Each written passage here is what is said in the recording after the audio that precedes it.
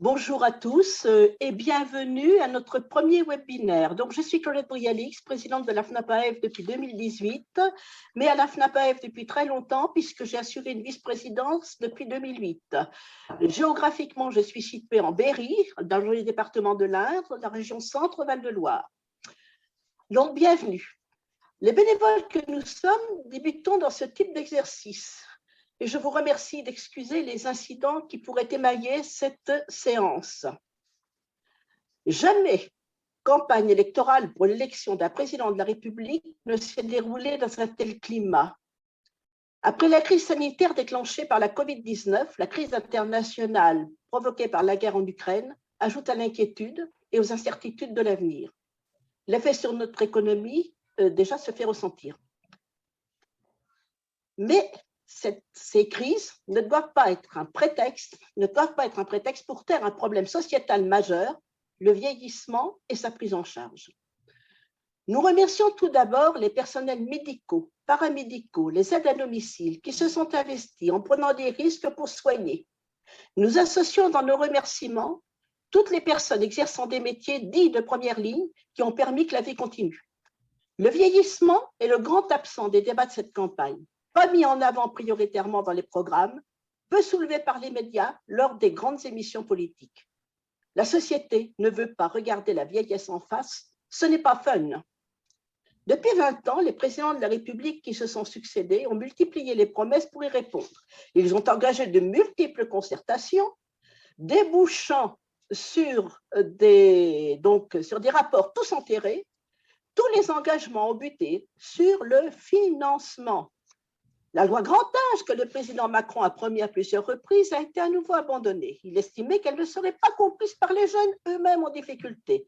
Convertie en projet de loi intergénération, elle a été abandonnée faute de financement. Le président souhaitait aussi la conditionner à la réforme des retraites. Autant de prétextes pour ne rien faire. Nous avons le sentiment d'avoir été trahis par les présidents successifs. Nous ne supportons plus la communication masquant la gravité de la situation, vantant les mesurettes prises. Un peu plus de 2 millions de personnes, dont 600 000 en établissement, dans 7 500 EHPAD, sont concernées par la dépendance. Il faut regarder les annonces financières de cette campagne et les annonces de création de postes en les rapportant à ces chiffres. L'émotion opportuniste manifestée autour de l'affaire Orpea nous a aussi choqués. Tout le monde savait. Peut-on considérer qu'une personne âgée soit traitée comme un produit industriel? Peut-on admettre que des groupes privés faisant commerce de leur grille menacent parce qu'ils se considèrent comme des fleurons économiques français? Comment admettre que le rapport Orpea tant attendu soit classé secret des affaires? Politiquement, la vieillesse n'est pas porteuse dans notre société du jeunisme. D'ailleurs, le vocable vieux est considéré comme péjoratif.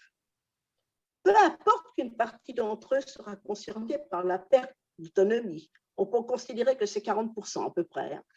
Peu importe que leur accompagnement soit générateur d'emplois et de services. Le rapport établi après la consultation Grand Âge en 2018 évalue à 9,2 milliards d'euros le besoin de financement complémentaire d'ici à 2030. Et il était prévu qu'il serait financé dans le cadre d'une 5e branche de la sécurité sociale. Elle a été créée en août 2020, la 5e branche. Mais elle ne finance que les mesures prises à la hâte lors de la pandémie. Revalorisation des salaires, entre autres, et surcoût de fonctionnement. Or, cela, le 5e risque est vide de contenu. Les programmes de plusieurs candidats à la présidence sont peu engageants, peu innovants, voire désespérément vides. Quelques propositions pas à la hauteur, et pour certaines sans cesse reconduites par les partis ayant exercé le pouvoir, et très en deçà des propositions des multiples rapports qui remplissent les placards. D'autres programmes sont plus étayés, mais seront-ils financés? Nous sommes dans le mur. Nous allons donc développer les différentes thématiques liées au vieillissement dans le but d'informer, de sensibiliser et d'interpeller. Aussi à vous aider à décrypter derrière l'affichage. La vieillesse est l'affaire de tous. Ceux qui l'accompagnent ou qui sont eux-mêmes directement concernés ne doivent pas se résigner. Avant la fin de vie, il y a la vie. Le professeur donc Aubry, président de l'Observatoire de la fin de vie et membre de la Commission nationale d'éthique, ainsi que Séverine Labou, directrice du centre hospitalier Lous au Doudin, dans le Nord, vont nous apporter leur éclairage. Nos intervenants, FNAP-AF, Jean-Louis Geneste pour la Franche-Comté, Pascal Le Bianic pour l'Aquitaine, Françoise Globet pour les Hauts-de-France, Lucien Leguet pour l'Île-de-France, Philippe Troulard pour l'Occitanie, vont traiter des rubriques du programme. Joseph Krominecker, ancien président de la FNAPAF, sera le maître des horloges et le modérateur. Thierry Patinet-Boise suivra la rubrique chat et pourra, sur les 2 périodes de synthèse des commentaires, nous faire remonter les questions dominantes. Merci à vous. Merci Claudette, pour cette introduction. Alors, quelques mots, je vais partager un écran si vous voulez pour quelques instants.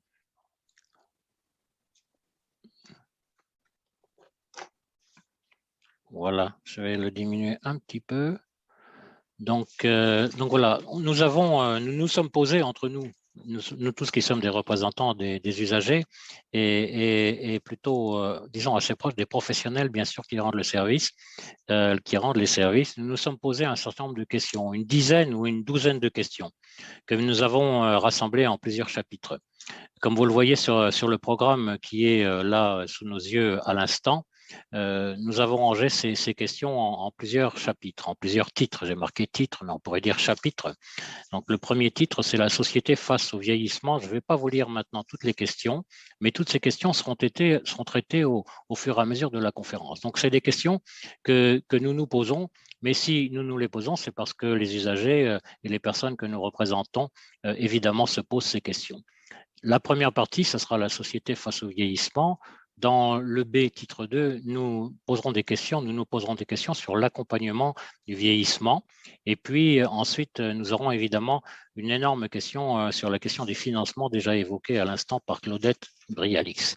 Donc, je ne vous fais pas, je vous passe la difficulté de regarder tous ces points. Nous les reprendrons un par un. Et alors, quelques précisions techniques, mesdames, messieurs, si vous voulez bien, pour la suite des événements très rapidement. Donc, nous allons nous poser ces questions. Nous avons différents intervenants. Claudette Brialix les a présentés. Et puis, à la fin de chaque chapitre, n'hésitez pas à nous faire des commentaires. Nous avons gardé un 10 minutes, vous allez dire c'est peut-être pas beaucoup 10 minutes, mais à la fin de chaque titre, au bout de quelques questions traitées, nous pencherons sur les commentaires que vous aurez pu faire. Bien sûr, vous comprendrez tout de suite que ça ne sera pas possible de traiter l'intégralité des commentaires, mais nous en prélèverons quelques-uns pour pouvoir les commenter. Sachez d'ores et déjà que tous les commentaires qui seront mis sur cette séquence, sur cette conférence, seront retraités par la suite parce qu'il y aura un rapport de commentaires et par la suite, après la conférence, les personnes de la FNAPAF pourront les reprendre, les travailler et vous produire des éléments pertinents et des réponses à vos questions. Si ça n'est pas possible dans l'instant, tout de suite, aujourd'hui pour tout, ce sera possible après. Donc voilà pour cette question-là. Alors, je propose qu'on y aille, Franco, avec notre titre 1 que vous avez sous les yeux, la société face au vieillissement de sa population, les enjeux généraux du vieillissement. Et là, nous avons eu la chance de pouvoir interviewer, grâce à Jean-Louis Geneste, le professeur Aubry, et je vous laisse découvrir la vidéo. Oui, donc la question, elle est très liée d'ailleurs à ce que le professeur Aubry nous raconte, si on arrive à l'entendre. La question était de savoir si l'économie, si le social doit être géré de façon capitaliste et coté en bourse. C'est la question qu'on s'était posée. C'était l'une des questions, la première question. Est-ce que l'économie sociale est solidaire et la solution idéale peut-être pour accompagner le grand âge? Jean-Louis. Je salue d'abord les francs-comtois qui nous écoutent, puisque je constate dans la liste des participants qu'un certain nombre de membres de notre collectif Nos proches en EHPAD en Franche-Comté sont présents. Alors, le social doit-il être géré de façon capitaliste et coté en bourse? Et si non, quelle alternative nous pouvons proposer? Comme Claudette vient de le faire remarquer, malgré les promesses et un grand nombre de rapports alarmants, délaissés par le politique depuis près de 20 ans, l'accompagnement dans la dignité des vieux s'est dégradé. Qu'ils soient chez eux ou en établissement, en perte d'autonomie ou non, bon nombre de personnes âgées sont en souffrance. Le manque de personnel à tous les niveaux est criant Les personnels désespérés de ne plus pouvoir exercer leur métier sont eux aussi en souffrance. L'affaire Orpea ne doit pas occulter un tableau général inacceptable. Les dysfonctionnements largement documentés génèrent une maltraitance institutionnelle qui devient systémique. Le modèle est à reconstruire. La personne âgée n'est ni un objet médical, ni un bien marchand, encore moins une source de profit. L'accompagnement du grand âge est une affaire d'intérêt général qui engage toute la société. Le recours au privé lucratif, c'est notre réponse, n'y a pas sa place. Il existe cependant un modèle alternatif plus vertueux, que ce soit en EHPAD ou dans les services d'aide et d'accompagnement à domicile. Le monde associatif y est déjà très présent. En assurant solidarité, fonctionnement démocratique et transparence de gestion, l'économie sociale et solidaire, qu'on appellera ESS pour la suite, se présente comme une alternative crédible. L'ESS est un modèle économique au fonctionnement collectif et à la gouvernance démocratique. Elle place l'homme plutôt que le profit au centre de son fonctionnement. C'est un tiers secteur entre le public et le privé, couramment centré sur un projet social. Vieille de bientôt 2 siècles, encadrée par la loi Hamon depuis 2014, l'ESS représente aujourd'hui en France près de 13% de l'emploi, 2,4 millions de salariés, 165 000 entreprises et 10% du produit intérieur brut de notre pays. Depuis décembre 2021, l'Europe développe un plan d'action pour promouvoir l'ESS. C'est une opportunité probablement à saisir. On y trouve une diversité de formes juridiques, de l'association à but non lucratif aux diverses formes de coopératives, en passant par les entreprises solidaires d'utilité sociale. L'ESS offre des statuts juridiques variés sans limiter la taille des entreprises. Emmaüs, par exemple, compte des milliers de salariés. Une particularité, c'est la société coopérative d'intérêt collectif qui nous paraît avoir un certain avenir dans notre domaine d'action. Proche des anciennes sociétés d'économie mixte, le sociétariat doit y être multiple. Il associe des acteurs salariés, des acteurs bénéficiaires, des résidents en EHPAD par exemple, et des contributeurs, dont des collectivités publiques, pour produire des biens et des services d'intérêt collectif. C'est le modèle qu'a adopté la commune de Cerizay dans les Deux-Sèvres pour faire échec au rachat de l'EHPAD Nicolas Sevigliano par Orpea. Enfin, avec la loi Hamon, du haut commissaire à l'économie sociale et solidaire et à l'innovation sociale, aux chambres régionales de l'économie sociale et solidaire, l'encadrement public de l'ESS est assuré. En résumé, le modèle actuel d'accompagnement du grand âge est dépassé. Il doit reposer sur un nouveau paradigme adapté au temps d'aujourd'hui. Cela suppose une dynamique confiante d'acteurs exerçant de plein droit leur citoyenneté, quel que soit leur âge. Système participatif par construction, l'alternative ESS réduit les dysfonctionnements et facilite les contrôles. En rassemblant dans un même projet usagers, personnel de services médicaux et médico-sociaux, institutions et collectivités publiques pour assurer le bien-être des vieux, l'économie sociale et solidaire nous paraît incontournable.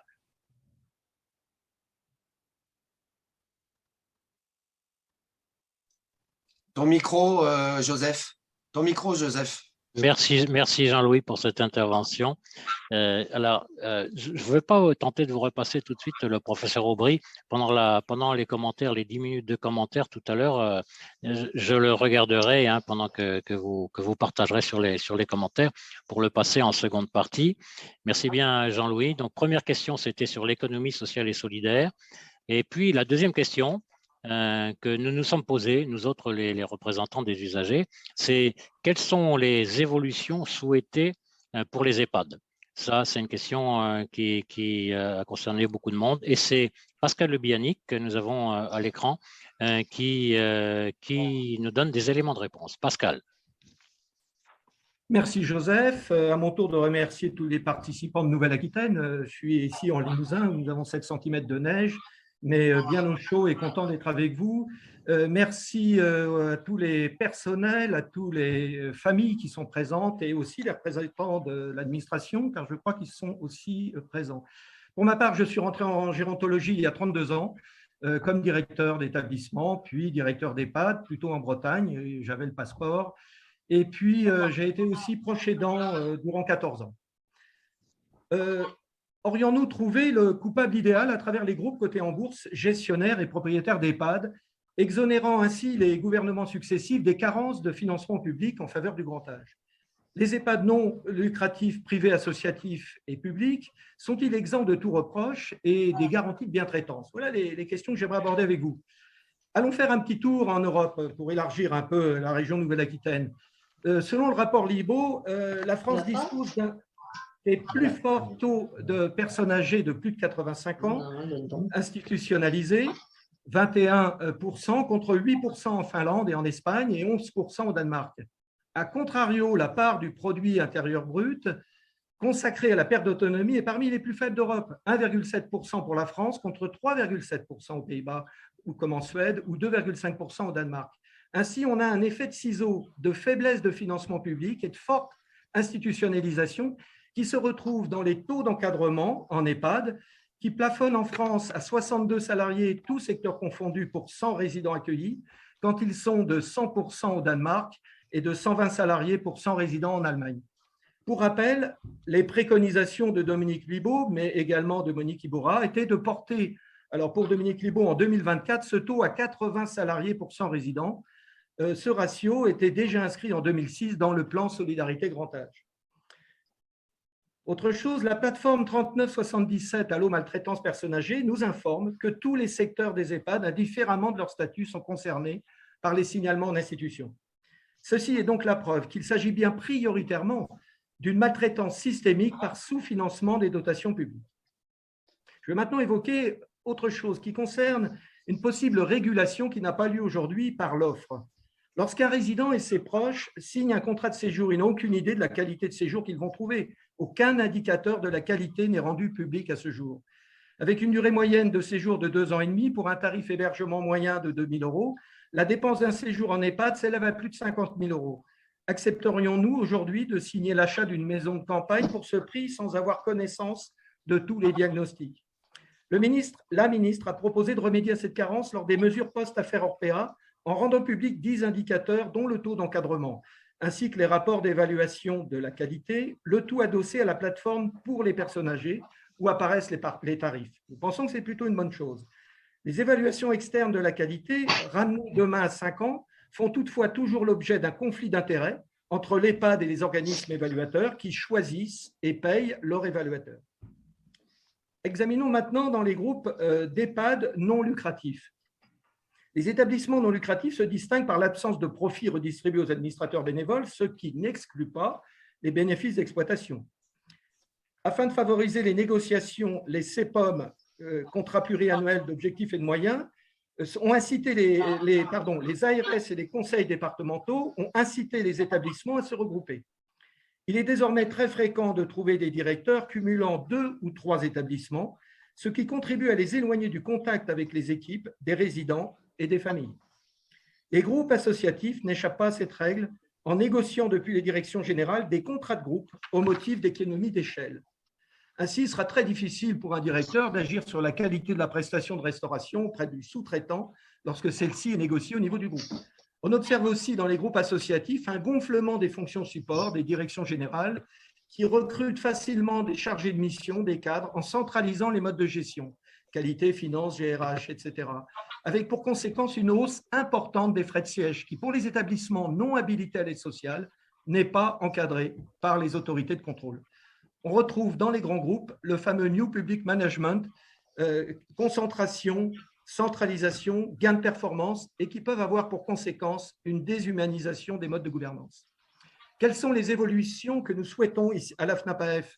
Nous les avons communiquées lors des nombreuses concertations auxquelles on a participé. Eh bien que le renforcement des effectifs soignants décrit dans le rapport Iborra et Libaud soit un préalable avant la généralisation des contrôles, à tous les EHPAD, que les contrôles et les évaluations de la qualité soient organisés à partir d'une autorité administrative indépendante afin d'éviter que les ARS soient juges et parties, que les contrôles soient aussi exercés au siège des groupes associatifs et commerciaux, lesquels doivent être soumis à un encadrement des frais de fonctionnement prélevés sur les établissements, que le renforcement de la démocratie médico-sociale par les CVS, dont on va parler, ne puisse se faire sans une réforme ambitieuse levant les nombreuses ambiguïtés, une réflexion permettant de faire évoluer l'instance vers une instance contributive de la gouvernance doit pouvoir aussi être engagée, que le choix des 10 indicateurs qualité pour une meilleure transparence des EHPAD récemment communiqués par le ministère fasse l'objet d'une concertation, que soit dérogé au secret des affaires la communication aux autorités des comptes de la section hébergement de tous les EHPAD privés et publics non habilités à l'aide sociale. Pascal, excuse-moi, étant le gardien du temps, j'ai fini. Tu as fini, merci beaucoup. Que soit renforcée la responsabilisation des directeurs d'établissement en matière de gestion financière et humaine, identifiés comme facteurs de bientraitance dans le récent rapport de la Cour des comptes. Pour ce faire, une large concertation sur la simplification des normes et des procédures doit être engagée avec les organisations professionnelles. Et enfin, en conclusion, avec des effectifs renforcés à la hauteur des enjeux démographiques européens, des modes de gouvernance réhumanisés, une transparence de la gestion et une démocratie vivante, il sera alors possible de relever le défi de la bientraitance, quel que soit le statut de l'établissement. Excusez-moi d'avoir été un peu. Merci Pascal. Évidemment, il y a beaucoup de choses qui sont raccourcies. Il faut que vous sachiez, mesdames, messieurs, qui êtes les personnes qui écoutaient cette conférence, que évidemment, Pascal, là, il a dépassé le temps qu'on lui avait donné. Il est à 6,21 pour 5. Mais que dans le travail qui a été fait, il y a des fiches pour chacun des thèmes et chacune des questions que nous traitons ici à l'instant. Une fiche a été écrite que vous pourrez retrouver sur le site. Et évidemment, là, on est obligé, il y a une contrainte de temps dans une conférence comme celle-là, mais vous pouvez retrouver aussitôt que vous le voulez sur le site FNAPAF, www.fnapaf.com, dans une rubrique spécialisée, les fiches complètes, si vous souhaitez les reprendre et vous redocumenter et avoir le temps de rentrer dans les éléments. Merci encore, Pascal. Ne te sauve pas, Pascal. Est-ce que tu peux allumer une lampe pour qu'on te voit un peu mieux? Ah, une lampe, j'ai déjà allumé. Là, je suis Parce que là, tu es dans l'ombre, là. Ah ouais, dans l'ombre de moi-même, mais je ne peux pas faire mieux, je crois. Alors, on s'est posé une autre question, le groupe ensemble, mais alors là, on est vraiment très, très nombreux à se poser cette question et depuis pas mal d'années, peut-être depuis 2002 d'ailleurs, si ça se trouve, où en est la démocratie participative avec le Conseil de la vie sociale, le CVS. Sans doute que pas mal d'entre vous, s'ils ont approché ou s'ils sont en contact avec les établissements, ont entendu parler du CVS. Alors Pascal, où en est la démocratie participative avec le CVS? Alors 5 minutes, Pascal, pas plus. Pas plus cette fois-ci, ça va être plus court. Alors, eh bien, le Conseil de vie sociale sera abordé tout à l'heure, et notamment par la démocratie participative avec Séverine Labou, donc je ne vais pas trop m'étendre. Je vais être bref, juste pour rappeler rapidement ce qu'est le Conseil de vie sociale. C'est l'un des 7 outils de la loi du 2 janvier 2002 qui vise à consacrer l'usager au cœur des préoccupations. C'est généreux de l'ensemble des établissements et services du secteur médico-social. Cette instance, c'est une instance de dialogue et de concertation obligatoire, faut-il le rappeler. Elle regroupe des membres ayant voix décisionnaire, c'est-à-dire les représentants élus démocratiquement parmi leur collège, les résidents, les familles, les représentants du personnel pour les établissements privés, un représentant désigné de l'organisme gestionnaire et un membre ayant voix consultative, c'est-à-dire le directeur de l'établissement. On peut considérer le CVS comme une instance de démocratie participative. Il peut donc théoriquement exercer un rôle de lanceur d'alerte dont nous savons l'importance dans l'actualité émaillée de faits de maltraitance institutionnelle et ou individuelle particulièrement graves.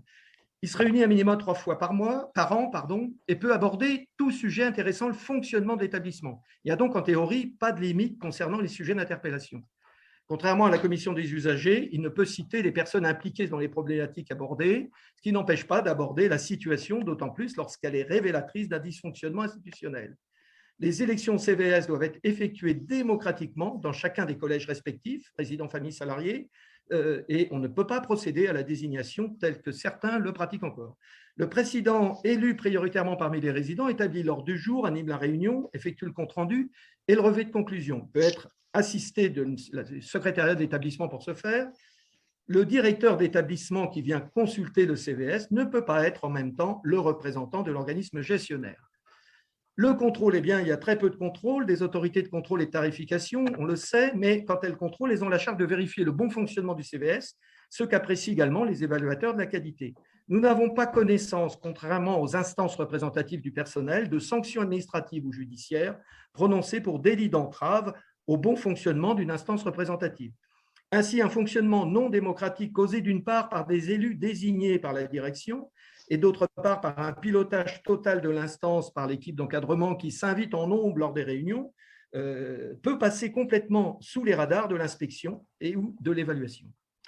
Voilà nos propositions pour lesquelles ce que nous voulons à la FNAPAEF. Aucune étude sérieuse n'est en mesure d'établir le nombre de CVS qui dysfonctionnent. Nous savons à la FNAPAEF qu'ils sont très nombreux par les témoignages des adhérents élus au CVS, ils sont nombreux. Du fait des ambiguïtés du décret initial, de la faiblesse des formations sur le droit des usagers dans la formation des directeurs, de l'absence de dispositifs de formation financés pour les représentants au CVS, de la faiblesse des contrôles des ARS et des conseils départementaux et des craintes de représailles des élus vers les conditions de séjour de leurs parents. Dès 2005, ou de même, dès 2005, la FNAPAEF a émis des propositions d'amélioration du décret, reprises par une commission interne en 2019, laquelle a déposé en mai 2021 au ministère des propositions très concrètes d'amélioration du décret initial, à partir des ambiguïtés pointées. Alors, parmi les plus essentielles, je vais en citer quelques-unes, la parité des membres élus, résidents et familles, du fait des troubles cognitifs des résidents, et une coprésidence. Il ne s'agit pas que les familles prennent le pouvoir.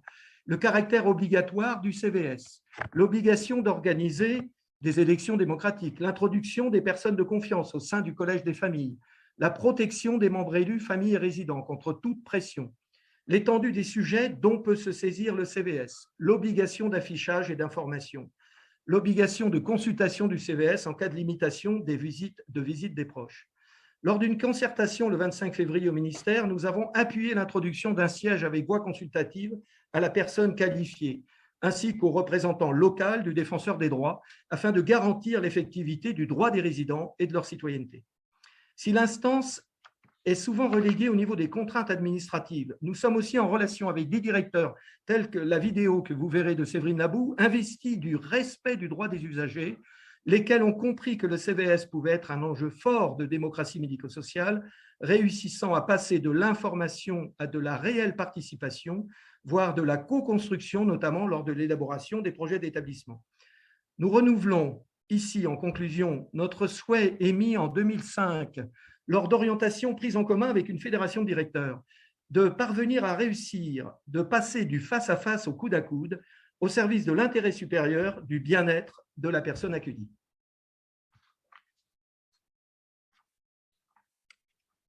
C'est fini. Merci Pascal. Merci Pascal. Le temps de remettre le micro. Là, tu as été bien meilleur. Tu es à 4,58. Là, tu es resté en dessous des 5 minutes. C'est bravo. C'est bien.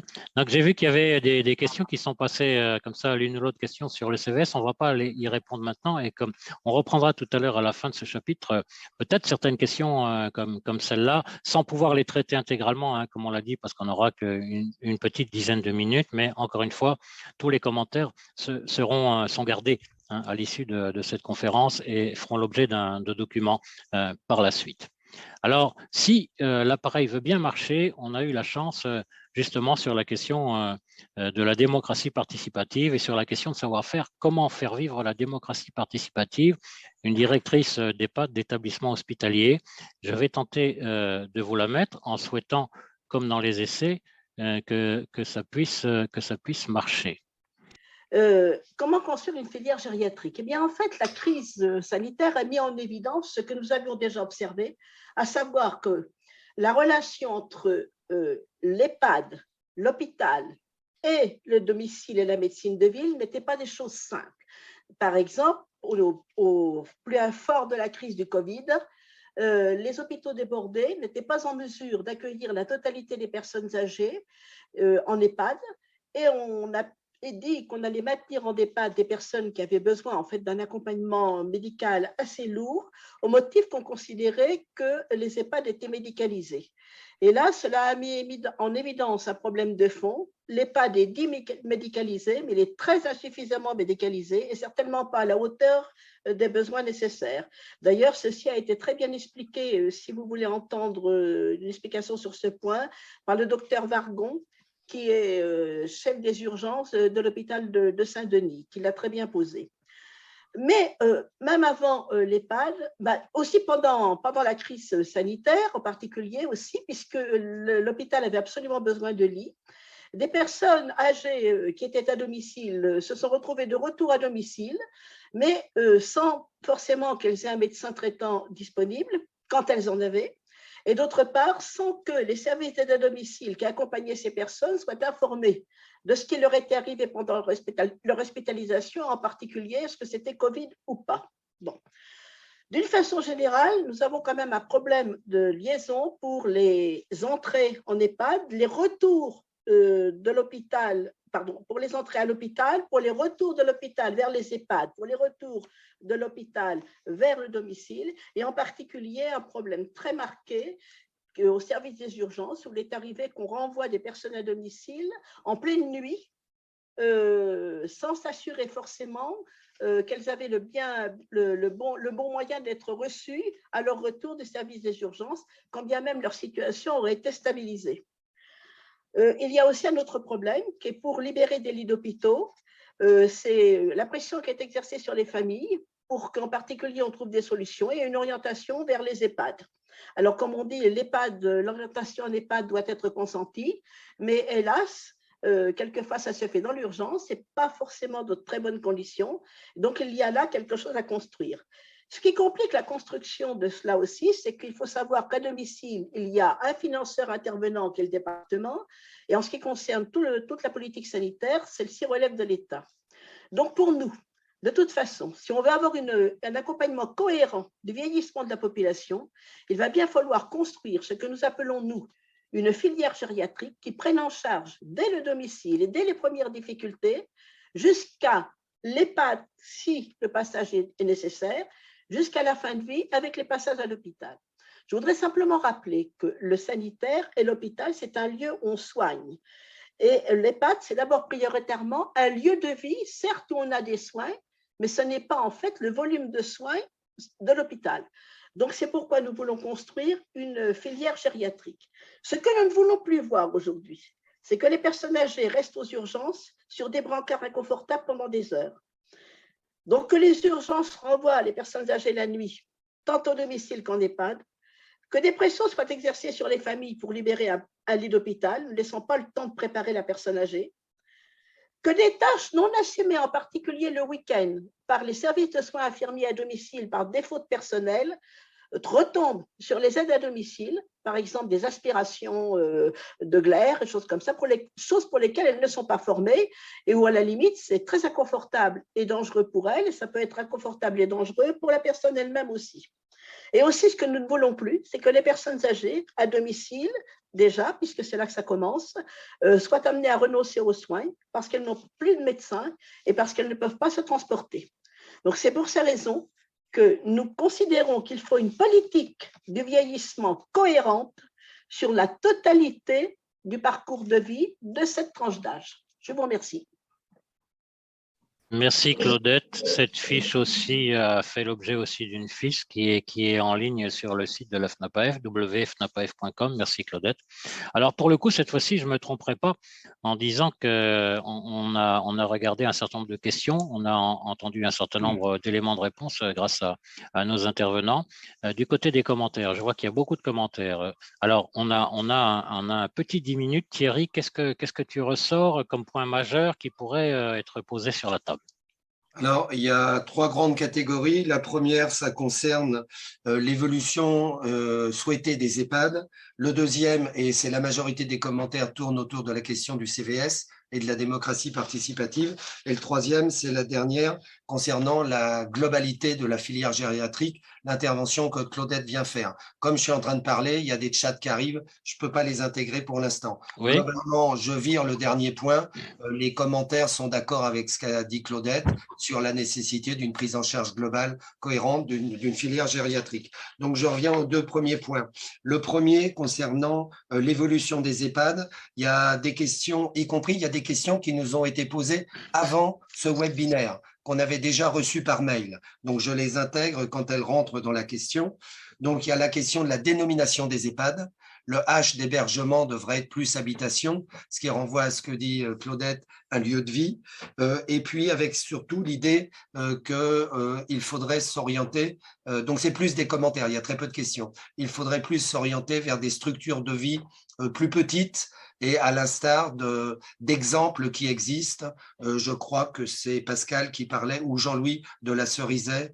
Enfin, il y a des exemples, tout le monde connaît quelques exemples très positifs sur lesquels s'appuyer. La question des moyens, je ne reviens pas dessus, évidemment. Angélique, sur cette question-là globale, pose la question d'augmenter et d'améliorer le contrôle, mais de tous les EHPAD, pas uniquement les grands groupes dont on a parlé, mais également dans leur globalité de fonctionnement. Et là c'est une question en soi que je ne développe pas, mais il n'y a pas de question, donc je passe. Donc, je garde le dernier point, le CVS. Alors là, il y a pas mal de remarques et je mets mes lunettes. Donc, c'est Angélique. Alors, on n'a pas dû lire la même chose puisque j'ai participé à ce projet de rédaction de révision du décret du CVS. Elle s'étonne que nos propositions ne concernent que des changements de termes. Or, il me semble que les propositions qu'on fait améliorent beaucoup la démocratie participative. Bon, c'est une remarque. Elle insiste sur le fait qu'il serait nécessaire d'avoir plus de financement au niveau du CVS pour de la formation, par exemple à l'intérieur du CVS, pour le suivi des actions. On ne peut être que d'accord. Donc, vous m'excuserez les copains, je fais les remarques et les questions. Thierry, et on peut peut-être, est-ce qu'on peut passer la parole à Pascal ou qui a parlé peut-être du sujet un instant? Alors, je termine simplement. Donc, il y a des questions. C'est est-ce qu'au CVS, on peut demander des comptes sur la gestion financière? Oui, je l'ai vu celle-là, oui. Voilà. Et une deuxième question, est-ce que l'ARS est compétente pour intervenir sur le fonctionnement des CVS? Après, le reste, ce sont des propositions, des remarques. Et de toute façon, comme tu l'as dit, Joseph, on fera un copier-coller de l'ensemble des questions qui sont parues dans le chat. Oui. Alors, laissons la parole. Merci beaucoup, Thierry. Laissons la parole à Pascal. Quelques éléments là-dessus, puisque Pascal, c'est toi qui nous as parlé du CVS. Oui, je vais essayer de répondre. J'ai eu le bonheur de coordonner cette commission CVS qui nous a bien occupés pendant plus d'une année à la FNAPAF, durant le Covid en partie. Sur la question de changement de terme plutôt que de propositions concrètes, on a quand même fait des propositions très concrètes. Michel, qui est avec nous aujourd'hui, on a révisé complètement le nombre. On propose d'aller vers une parité du nombre d'élus, résidents et familles, et on propose aussi une coprésidence. C'est des choses complètement novatrices qui n'existent pas aujourd'hui, de façon à ce que… ce qu'on demande surtout, c'est que les textes soient appliqués. Aujourd'hui, il y a beaucoup de dérives parce qu'il y a des ambiguïtés dans le décret initial de 2004. Donc, l'idée, c'est de lever toutes les formes d'ambiguïté et on fait aussi des propositions extrêmement concrètes pour pouvoir améliorer et éviter que les représentants soient désignés par la direction, ce qui est un fonctionnement absolument antidémocratique et souvent rencontré. Mais je vous invite à aller voir l'ensemble de nos propositions. La deuxième chose concernait… c'était le droit de regard, enfin le contrôle exercé par l'ARS. Oui, il me semblait que c'était… Oui, contrôle. Alors, oui, le contrôle, j'en ai parlé. Donc, c'est vrai que on peut être nickel et avoir presque un sans faute dans le rapport d'évaluation de la qualité, voire un contrôle, si on s'en tient uniquement à la tenue documentaire. Les comptes rendus paraissent nickel, on semble répondre aux interpellations. Pour autant, les élections, et je l'ai vécu là où était ma mère, les élus des familles, il n'y a pas eu d'élection, ont été désignés par la direction et tout était piloté depuis la direction, les questions, les réponses. Donc là, on est effectivement dans quelque chose qui n'est pas du tout dans l'esprit de la loi initiale. Donc, c'est là que je pense qu'il faut agir et nous attendons beaucoup. J'ai participé avec Lucien, qui est présent ce soir, à la concertation du 25 février dernier et on nous avait promis une réponse rapide, un retour rapide du ministère. On n'a toujours rien reçu. Est-ce que j'ai répondu? Est-ce qu'il y avait une autre question, Thierry? Oui, alors moi, je tiens à reprendre une autre question que je n'avais pas mentionnée parce qu'elle vient d'arriver pendant notre échange. C'est Dany ou Denis, je ne sais plus, pour pas qu'il y ait de confusion. Et donc là, je vais m'adresser à Jean-Louis par rapport à l'intervention sur l'ESS. C'est exactement la remarque que j'avais faite quand on s'est entraîné. Donc Dany, en substance, dit ESS, oui, très bien, mais il me semble que ce serait mieux si on promouvait un grand service public. Or, il ne faut pas qu'on donne l'impression qu'on n'est pas pour un grand service public. Donc, est-ce que tu pourrais repréciser, Jean-Louis, l'articulation ESS service public? Oui, alors notamment dans la structure société collective, de coopérative d'intérêt collectif, la particularité de ce type de société coopérative, c'est qu'elle permet d'intégrer des collectivités publiques parmi les acteurs de la coopérative. Et c'est tout l'intérêt de ce système. C'est-à-dire qu'on va retrouver dans ce type de coopérative à la fois des usagers, à la fois des salariés, à la fois des institutions et des collectivités publiques. C'est une espèce d'évolution de ce qu'ont été les sociétés d'économie mixte à une certaine époque qui pouvaient…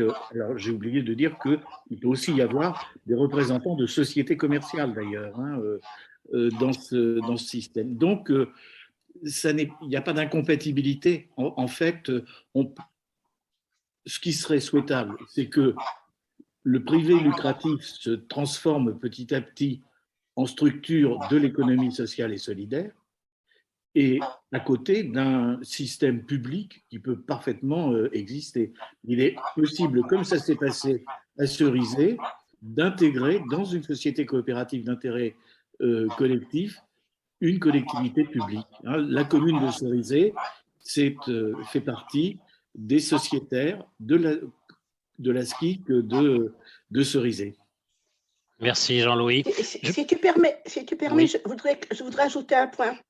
Effectivement, cette branche de l'économie sociale et solidaire est une alternative extrêmement importante, en particulier à ce que proposent aujourd'hui, pour régler le problème du secteur lucratif, les sociétés de mission.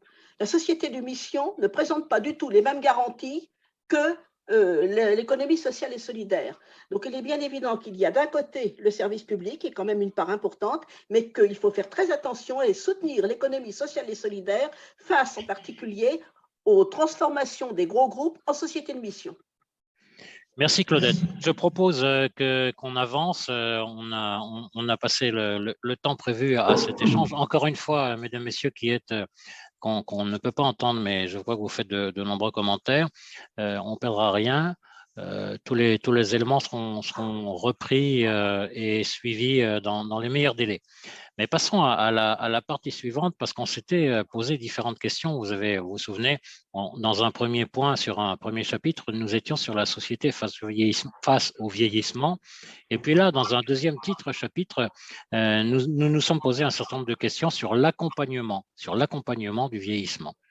Et alors là, il y a plusieurs questions que nous nous sommes posées. Et la première, c'est pour la personne autonome et isolée à son domicile, parce que ça commence par là, des personnes vieillissantes, pas forcément très handicapées, vieillissantes, isolées à leur domicile, quelle prévention, quelle vie sociale et quelles sont les possibilités pour toutes ces personnes de se déplacer.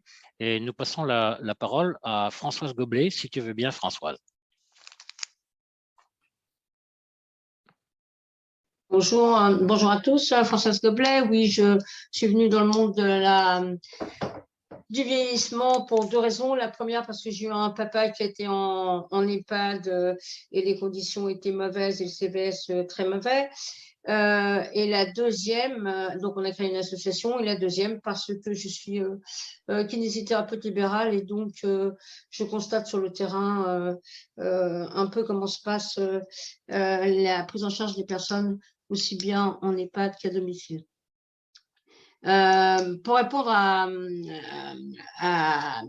une bonne prise en charge, la prévention de la perte d'autonomie reste une chose absolument essentielle pour que les personnes, mais elle ne commencera, cette prévention, elle sera au cours de toute la vie, parce qu'on ne décide pas de la prévention tout d'un coup de la personne âgée. La prévention, elle commence d'ailleurs à la PMI, elle commence par l'éducation des enfants, la sensibilisation par le monde du travail, la médecine du travail, par la pénibilité du travail, et elle continuera à partir toujours à travers l'âge et particulièrement après la retraite. Donc, il faut faire vraiment évoluer notre système de santé, notre système de prise en charge de la personne du purement curatif au préventif. Ça fera d'ailleurs de grosses économies pour les soins ultérieurs. Et deuxièmement, ça permettra de rester au maximum en domicile et en bonne santé et répondra à l'aspiration vraiment de la majorité des Français. Là, on doit évidemment considérer, bon, le vieillissement, comme on a dit, comme un parcours de vie sans rupture, d'accompagnement et de soins.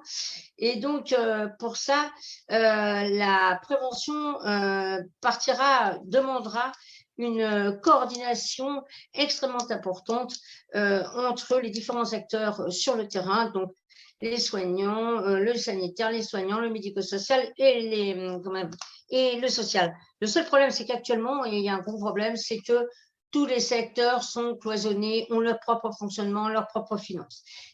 Comment faire par rapport à comment faire de la prévention et trouver des solutions pour que cette prévention puisse être faite, ou la prévention de l'aggravation, si on saucissonne le médecin, la médecin, après on ne sait pas le médico-social, on ne sait pas le social. Donc ça, il y a une coordination qui est absolument extraordinaire à faire, à inventer sur le plan territorial, c'est trouver des plateformes qui pourraient regrouper l'organisation de cette prévention à travers ces différents secteurs. L'activation de cette politique de prévention, elle est pluriministérielle. Elle va aussi bien de la santé, du logement, de l'handicap, du sport, de l'éducation nationale, de l'urbanisme. Ce qui paraît très important, c'est le repérage. Alors le repérage, il n'est pas seulement le repérage de la maladie, c'est aussi le repérage aussi de l'isolement, le repérage de la précarité, parce que l'isolement et la précarité, ça précipite les gens hors soins, hors accompagnement, et donc dans une dramatisation vraiment prématurée. Autrement, renforcer les soins à domicile, évidemment, demande une politique de renforcement aussi du personnel de formation, des personnels à domicile. Nous, par exemple, le personnel de santé, il faudrait que, et comme tous les personnels qui sont au niveau de la personne âgée, devraient être formés, au moins bien formés, à la prévention et un minimum aussi de gériatrie. Il y a déjà des acteurs qui font, ou des systèmes qui évaluent et favorisent les programmes de prévention, tels que le programme ICOP de l'OMS, qui évalue les besoins et après, s'il faut, élabore un plan de soins personnalisé, un fléchage du parcours et son suivi. Donc ça, c'est très important. Et tout au long de la vie, il y aurait aussi des grandes campagnes de sensibilisation à faire sur les chutes, sur l'alimentation, sur l'obésité, enfin sur des grands trucs comme ça. Essayer de les faire et de voir leur suivi et leur implication dans la prévention. Donc, tout ça, c'est très important. Bon, il y a un truc, une étape très importante. Françoise, excuse-moi de t'interrompre, Françoise. Le plus important, pour moi, pour rester… Pour moi, c'est de mettre en route et de manière, encore une fois, dans tous les secteurs, du repérage, aussi bien des soins pour des malades, après, comment faire pour les suivis, de mettre en route les suivis, mais en coordination avec tous les secteurs, de faire une évaluation de ces suivis et que ce soit une plateforme territoriale. Merci beaucoup Françoise, merci pour cette intervention. Donc là, on en était avec Françoise à la question, les personnes qui sont chez elles, qui sont encore autonomes, mais peut-être qu'il y a des choses à repérer, hein, comme tu l'indiques, et des choses à voir. Et après, il est possible pour un certain nombre de personnes qu'on en arrive quand le premier accompagnement devient nécessaire au domicile, avec notamment les aidants et les structures intermédiaires. Donc là, on a besoin à ce moment-là d'aidants. Qu'en est-il à ce moment-là? Et nous passons la parole à Lucien Leguet là-dessus, si tu veux bien, Lucien.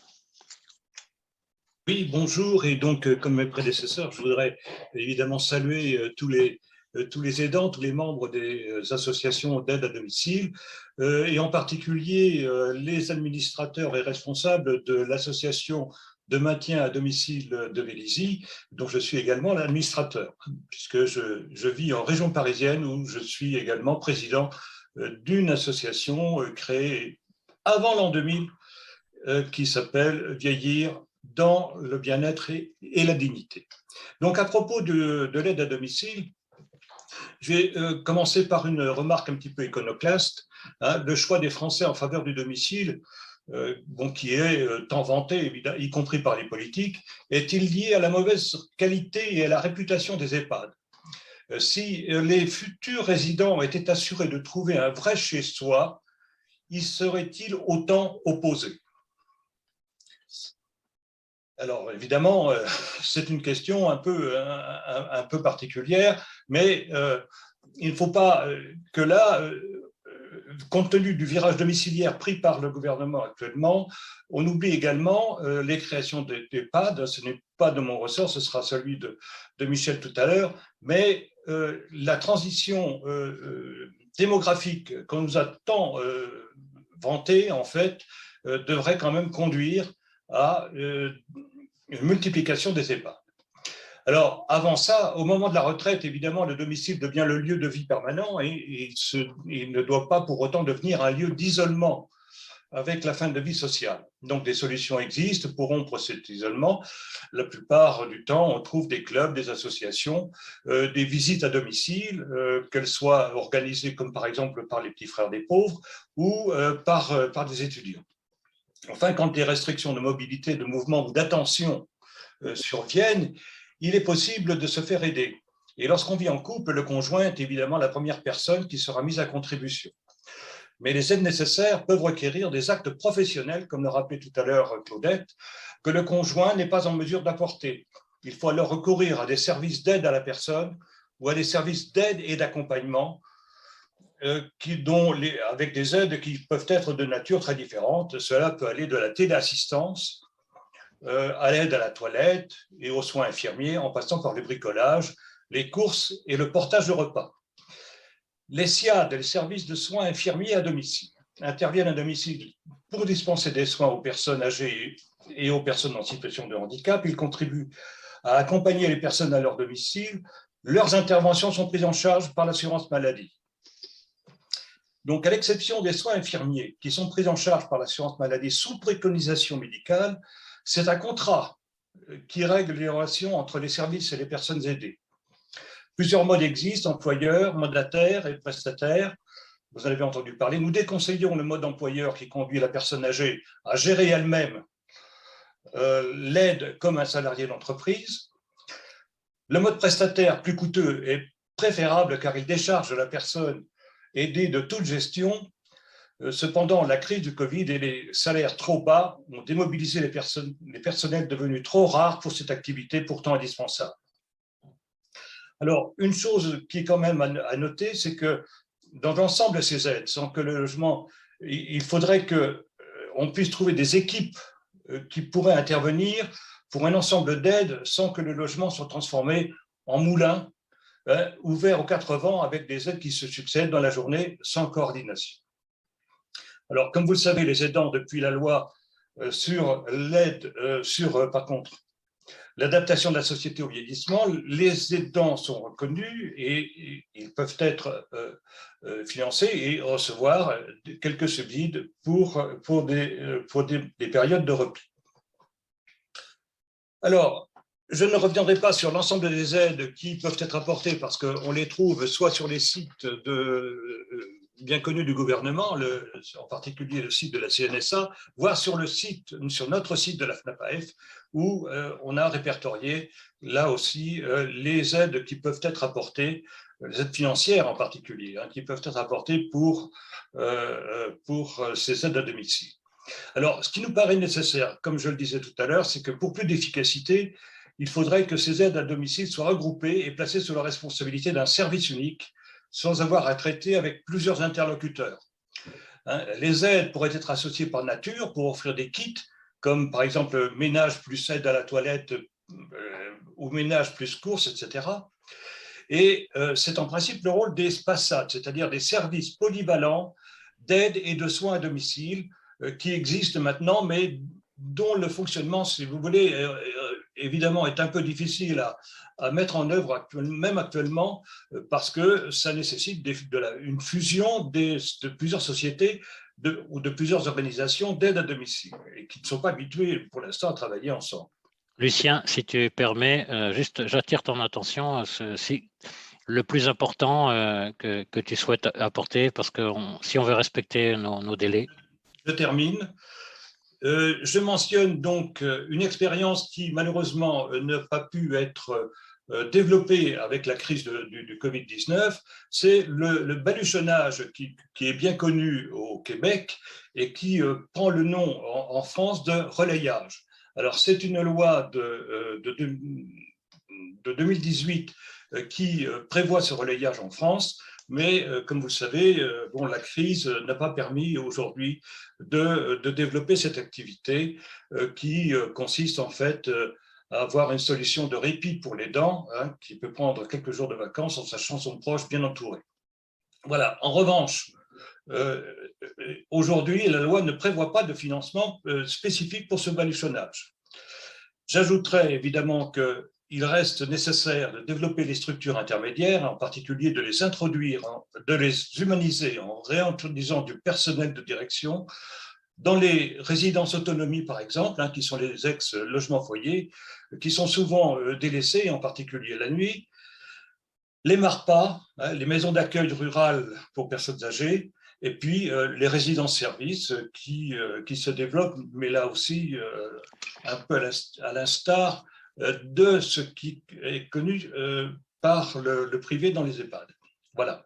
Merci bien, Lucien.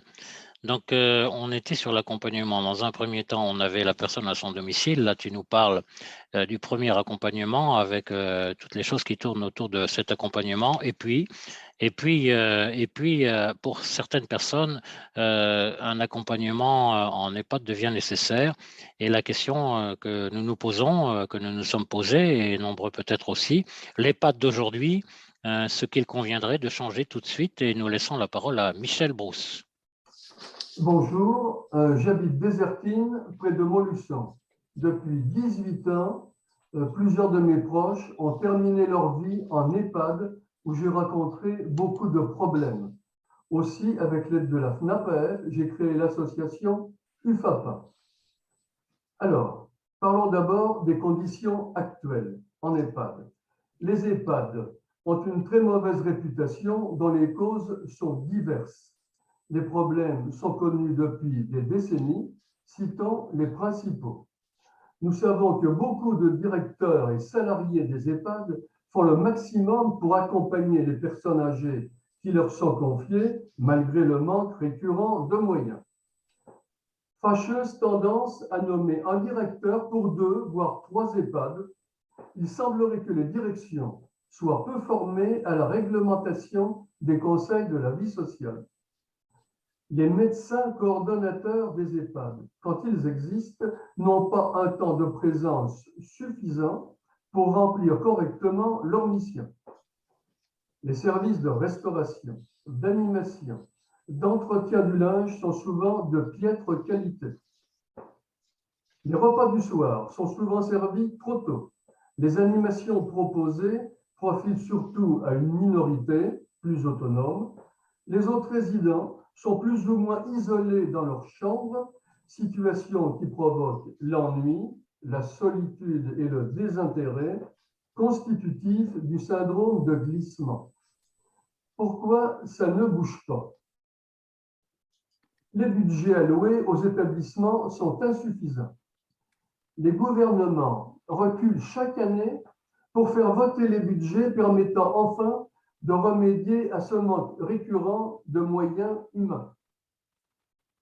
Les organismes de contrôle, les ARS et les conseils départementaux, ne pouvant assurer le financement des besoins réels en personnel de soins, ne sont pas efficaces dans leur contrôle.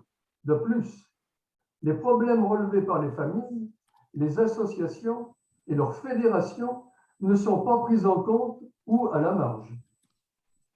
Nous demandons dès aujourd'hui que la plénitude des droits du résident soit reconnue. Respecter les choix des personnes. Le résident doit pouvoir se sentir comme chez lui. Sa chambre et son lieu privé. Frapper avant d'entrer.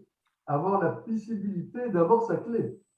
Les repas doivent être servis aux heures habituelles, 12h et 19h pour les principaux, surtout pour le soir.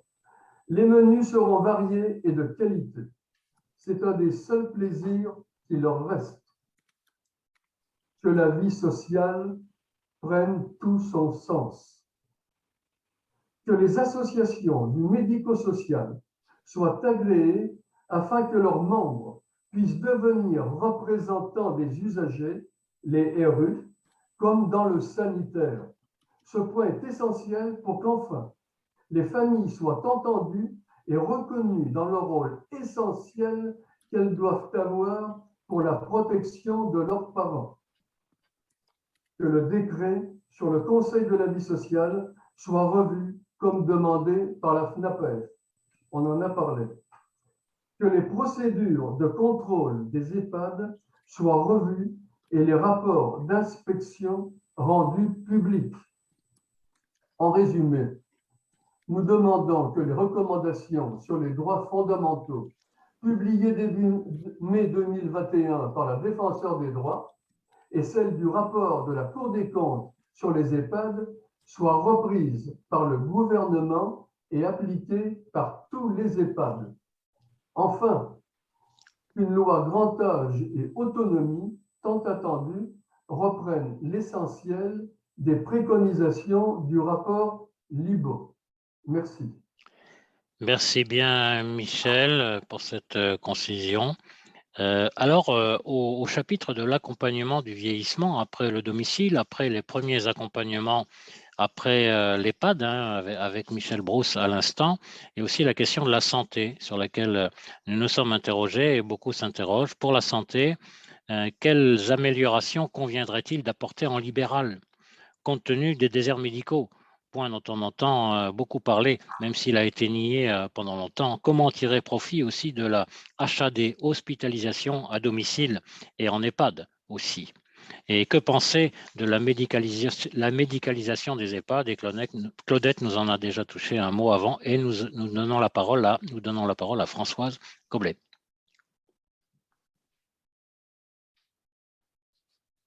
Rebonjour. Donc pour les déserts médicaux, il faut quand même rappeler que le Ségur de la santé dont on a tant parlé a laissé largement de côté la médecine libérale. Et c'est dramatique parce que l'augmentation de demande de soins hors hôpital ne cesse de croître de par la démographie des personnes vieillissantes, mais des soins sans cesse nouveaux dans bien des pathologies et des hospitalisations obligatoires qui demandent des soins plus importants dès le départ. Ici, le numerus clausus excessif pendant des dizaines d'années consécutives, sans remettre en cause son parallèle avec les réels besoins de santé, a été une très grave erreur. Et malheureusement, maintenant aussi, les jeunes médecins, enfin malheureusement, autrement, les jeunes médecins qui sont là, qui arrivent, ne travaillent plus du tout autant que leurs prédécesseurs. La profession s'est beaucoup féminisée aussi. Donc,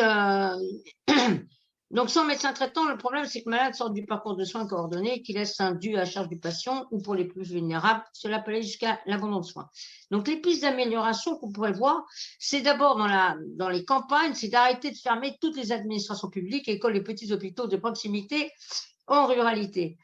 Après, c'est peut-être d'accentuer les stages d'étudiants en médecine dans les cabinets en cabinet libéral, dans les zones en souffrance médicale, développer évidemment les cabinets de groupe, car les médecins maintenant travaillent à plusieurs, les maisons de santé pluridisciplinaires, avec un appui financier de l'ARS et des collectivités locales. Passer, alors ça sera le deuxième sujet, mais passer des conventions entre libéraux et hospitalisation à domicile, ce qui est assez rare, ainsi qu'avec les équipes mobiles des filières gériatriques, et encourager et financer les initiatives de coordination, la même chose, de soins entre les différents professionnels de santé. Et je pense qu'on pourrait former les professionnels paramédicaux à certaines délégations de tâches médicales qui prendraient en première intention certaines pathologies, pourraient avoir un certain pouvoir de prescription. Mais le problème, c'est qu'on a toujours le frein de la méfiance du corps médical. Et puis augmenter tout ce qui est rémunération au domicile. Augmenter la télémédecine, mais tout le monde n'est pas capable de l'avoir. Voilà, quant aux hospitalisations à domicile, bien c'est quand même c'est un plus puisque ces équipes qui sont sur prescription des hôpitaux ou des médecins arrivent mettent en œuvre le projet thérapeutique, le projet soignant et y compris l'adaptation du domicile et le matériel. Donc, c'est surtout pour des cas lourds de soins et qui resteront en hôpital autrement ou qui auront des difficultés à se faire soigner en libéral, tout court. Donc, elle évite des séjours trop longs en hôpital, elle prévient certaines hospitalisations et elle devrait être source de coordination entre tous les professionnels pour apporter un parcours de soins complet. Malheureusement, c'est toujours difficile et elle peut passer des partenariats avec les établissements, la HAD, médico-sociaux, les EHPAD et les professionnels de santé. Bon, ses points faibles, évidemment, c'est que toujours cette coordination est toujours extrêmement difficile et qu'il y a nombre de HAS privés ou publics et avec des coordinations très différentes. Donc, il faut impérativement améliorer la connaissance de la HAD et son attractivité, développer chez nous dans le libéral la coopération entre tous les acteurs de santé et de social, lever l'opacité sur leur financement et renforcer l'offre. Et activer, l'HAD, on puisse activer les partenariats avec les services sociaux parce que ça reste beaucoup à construire. La médicalisation des hôpitaux, il reste évident qu'une leçon forte de la crise du Covid-19 et toutes ses conséquences dramatiques sur les résidents pose question. Donc, il faut absolument essayer d'y réfléchir et d'anticiper de futurs soins. Alors, il y a un rapport qui est très intéressant quand même, qui est le rapport des professeurs Jandel et Guérin, qui sont chargés d'une mission pour le gouvernement, pour qui il devient indispensable de considérer les EHPAD comme des lieux de vie au sein desquels doivent être assurés tous les soins continus et adaptés, du fait des polyactes. Pour eux, alors il y a des très bonnes choses. Pour eux, entre autres, il faut une dimension médico-soignante, les EHPAD avec des catégories professionnelles de soins, ce qui n'est pas vraiment ça, qu'il faut promouvoir une sectorisation très raisonnée et raisonnable du côté médical dans les EHPAD, doter les EHPAD d'équipements médicaux, et puis mettre en œuvre des réunions de concertation pluridisciplinaires, ce qui ne se fait jamais d'ailleurs avec souvent les intervenants libéraux, remettre en cause l'outil les grilles Agir et les grilles Pathos, car elles ne sont plus du tout pour que leur financement puisse s'asseoir sur les réels besoins des résidents. Françoise, excuse-moi. Et généraliser l'instauration des comités de retour d'expérience qui serait intéressant. Toutes ces mesures semblent très positives, mais elles ne doivent en aucun cas occulter qu'elles doivent se placer dans un lieu de vie, avec toute sa composante d'accompagnement, d'animation et de sociabilité. Attention au ghetto sanitaire à l'intérieur des EHPAD. Cette refonte-là, une réelle reprise en charge des multipathologies des résidents, demande donc une refonte aussi humaine que médicalisée. Donc, malheureusement, dans tous ces rapports, on ne voit jamais que les résidents, que les usagers qu'on propose aux usagers d'être en concertation sur le modèle qu'ils voudraient également. Alors après, Françoise, voilà. Si tu permets, Françoise, si tu disais un mot très fort pour qu'on reste dans nos délais, en conclusion, qu'est-ce que tu ressortirais en conclusion très forte en quelques mots? Sur ces 3 points? Oui. Sur les 3 points, eh bien il est grand temps d'ouvrir le numerus clausus de former les médecins à la gériatrie et au social et de faire des délégations de tâches et des coordinations entre les acteurs tous les acteurs de soins et sociaux. Pour la spécialisation à domicile, qu'on la développe, qu'on la connaisse plus, qu'elle soit plus humaine, car elle est absolument technique, mais qu'elle est indispensable, mais elle est trop technique à mon avis. Et pour la médication sur l'EHPAD, je pense qu'elle est absolument indispensable, à condition que on reste dans des lieux de vie et qu'on change absolument l'organisation et le bâti des EHPAD. Voilà. Merci François, merci beaucoup. Du côté on est à la fin de ce deuxième chapitre. Thierry, tu me diras si je me trompe, je ne crois pas. Du côté des commentaires, qu'est-ce qu'on peut ressortir? Bon, alors, il y a déjà des constats partagés en quelque sorte. Je vais résumer. Manque d'une volonté politique. Il faut donner des moyens pour faire de la prévention. Il y a des propositions qui se rejoignent. Alors, c'est ma synthèse à moi, mais donc je ne veux pas parler à la place des personnes qui sont exprimées. Mais globalement, ce serait de mettre en place une sorte de conférence nationale sur ces sujets. Idem à ce qui s'est passé, je reprends le mot sur l'écologie. Je pense que la personne voulait parler de la conférence citoyenne pour le climat, la convention citoyenne pour le climat. Il y a des expériences, alors ça fait plusieurs fois qu'elle intervient, donc pour ne pas l'occulter, Maryse, donc je pense que c'est de Paris que tu parles, où il y a des moments de vie partagés avec les habitants du quartier.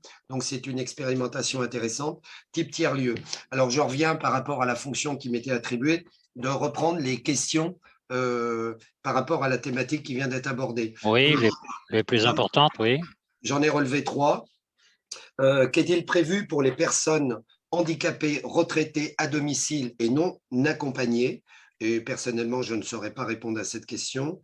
Deuxième question, je suis handicapé à la retraite, donc je parle à la place de quelqu'un. Or, depuis la retraite, j'ai perdu mes aides. Donc, c'est cette question-là, je crois que la FNAPF est vigilante dessus et on a des propositions à faire. Et puis, il y a… bon, c'est les 2 questions. Après, il y a je termine par 2 remarques. Attention à ne pas assimiler personnes âgées et malades. Là-dessus, on est parfaitement d'accord, ça va mieux en le disant. Et puis, c'est Christiane, je lui ai demandé dans le mail, et je ne pense pas qu'elle m'ait répondu. Elle dit que la loi de finances de la sécurité sociale pour 2022 a prévu des modifications des services à domicile et elle nous demande ce qu'on en pense. Alors, comme je découvre moi-même le fait que la loi a introduit des modifications, je suis incapable d'y répondre. Donc, les copains qui se sentent en capacité, j'ai vu Claudette lever la main. Joseph, je lui donne la parole. Oui, Claudette. Merci Thierry. Bon, ces questions, d'abord, ont permis de poser un problème majeur qui sont le vieillissement quand on est handicapé. Et j'ajouterai un point qui n'a pas été évoqué, c'est le vieillissement quand on est malade mental. Alors, quand on est handicapé, la situation de l'avancée en âge se pose parce que quand on est handicapé, particulièrement en établissement, on est très bien accompagné, mais lorsqu'on vieillit et que l'établissement dans lequel vous êtes a passé le seuil qui vous permet d'y rester, d'un seul coup, l'handicapé se retrouve dans un EHPAD ordinaire et là, très franchement, il tombe de haut parce qu'il n'a pas du tout le même accompagnement. D'ailleurs, ça nous permet l'occasion de soulever quelque chose qu'on n'a pas dit jusqu'à présent et qu'on demande, c'est que nous avions demandé en particulier que handicap et vieillesse soient traités de la même façon, à savoir qu'il n'y ait pas de barrière d'âge à 60 ans pour traiter différemment l'un et l'autre. Pourquoi? Nous prenons toujours le même exemple. Vous faites votre AVC à 59 ans, vous êtes bien pris en charge au handicap, vous le faites à 61 ans, ce n'est pas du tout la même chose. Et pourquoi ça a toujours été opposé? C'est parce qu'on a considéré, ma foi, que le vieillissement, c'était quelque chose presque d'inéluctable et que, ma foi, c'était un peu fatal. Et que le handicap, ça vient plutôt dès qu'on l'accompagne tout au long de la vie. Donc, si vous voulez, il y a là un vrai gros problème. Et je peux vous dire que dans mon département, l'Indre, j'en profite pour saluer les Indriens et le docteur Mignot, qui est président du Conseil territorial de santé de l'Indre. Donc, en ce qui concerne notre département, nous avons engagé aujourd'hui une réflexion sur le nouveau schéma gérontologique pour les 5 ans qui viennent. Et cette question des handicapés vieillissants se pose, comme se pose une situation dramatique qui sont les malades mentaux. Vous savez que la santé mentale est le parent extrêmement pauvre en France et que la santé mentale conduit à ne plus savoir que faire. des personnes vieillissantes et qui sont des malades mentaux non stabilisés. Et en fait, on ne sait plus où les mettre. Certains passent des années en soins de suite, mais à un moment donné, ils atterrissent dans des établissements. Et aujourd'hui, il y a des EHPAD qui sont obligés de les refuser parce qu'ils n'ont pas du tout les moyens pour se faire. Voilà, ça c'est la première chose. Bon. Thierry, tu peux me rappeler la deuxième question? La deuxième question, c'est quelle la est… loi de financement. Voilà, quelles sont les modifications concernant les services à domicile? J'aurai l'occasion d'y revenir dans le point qui va être suivant, c'est la revalorisation des métiers et des effectifs. Oui. Ce que je voulais dire, c'est que la loi de financement de la sécurité sociale, en principe, était là pour remédier, nous avait-on dit, au fait qu'on abandonnait la loi grand âge, mais non, on n'abandonnait pas tout et qu'on allait mettre plein de choses dans la loi de financement de la sécurité sociale. Sauf que on a mis des choses qui ne sont pas du tout à la hauteur des besoins, mais qu'en plus, ce qu'on ne dit pas et on ne s'en vante pas, c'est que le Conseil constitutionnel a rejeté plein d'articles de la loi de financement de la sécurité sociale, considérant qu'on y avait mis des choses qui n'avaient rien à voir avec la ligne générale de la loi et ce qu'on appelle des cavaliers et qui ne sont pas du tout acceptés constitutionnellement. Voilà. Merci Claudette. Alors tu nous parleras tout à l'heure effectivement des financements, voilà, parce qu'on va y arriver bientôt sur la grosse partie des financements qui est importante. Merci. Je propose qu'on avance sur la suite, si vous voulez bien. Et donc, on passe à notre dernière partie. Là, on a quelques points à voir. On a les financements, ça c'est la grosse partie avec Philippe qui nous parlera de différents points et avec Claudette aussi. Mais avant de parler des financements, nous avons une question ou un point d'appui sur la nécessaire revalorisation des métiers et des effectifs, parce que effectivement, et en effet, il y a les usagers et tout ça fonctionne de pair avec les professionnels. Claudette. Eh bien, il a fallu la crise du Covid, ma foi, pour peut-être se dire que remercier et applaudir les soignants ne suffisait pas et qu'il allait falloir faire quelque chose. D'où les accords du Ségur. Mais les accords du Ségur ont été faits de façon, si vous voulez, extrêmement réduite au départ et de façon à faire en sorte que, ma foi, budgétairement, on en dégage le moins possible et qu'en fait, on a traité de la santé, mais on n'a pas traité des EHPAD et du médico-social. Donc ensuite, puisqu'en fait, il y a eu de justes protestations des personnels qui avaient été soumis aux mêmes contraintes que les personnels de santé, il y a eu des évolutions les unes derrière les autres, mais sans qu'il y ait une réflexion globale et cohérente et globalement négociée avec les structures qui représentaient les personnels. Et c'est ainsi, par exemple, qu'on a aujourd'hui des tensions sociales qui sont liées au fait que tout cela a été fait au coup par coup, sans réflexion globale, et avec justement les difficultés que cela pose entre les différents métiers. Nous sommes témoins constamment des conditions dans lesquelles travaillent les personnels, tant en EHPAD que les aides à domicile. En ce qui concerne les EHPAD, les personnels sont soumis à des conditions de contraintes qui, en fait, moralement, sont difficilement acceptables, puisqu'on fait en sorte de leur donner des conditions de travail et on leur fait exercer un métier sans respecter l'humanité qu'on leur a enseignée lorsqu'ils se sont formés.